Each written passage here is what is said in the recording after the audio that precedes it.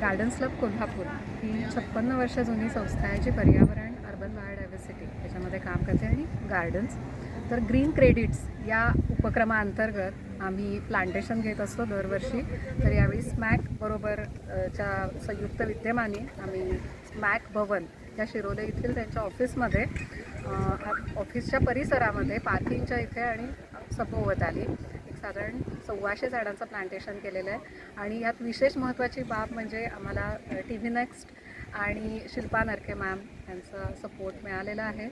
आणि कॉलेजेस आहेत, कॉलेजचे विद्यार्थी पण म्हणतो की तरुण पिढी ह्याच्यामध्ये जास्तीत जास्त सहभागी व्हायला पाहिजे.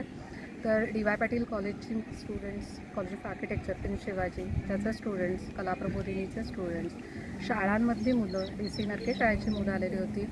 तर पावसाच्या सरींमध्ये सगळ्यांनी खूप मजा केली आणि अतिशय शास्त्रशुद्ध पद्धतीने आपण इथे बघू शकता की झाडांना आळी करून खड्ड्यामध्ये पालापाचोळा घालून व्यवस्थित रीतीने अगदी काठी लावून नंतर सुतळीने बांधण्यापर्यंत छान आळं केलेलं आहे.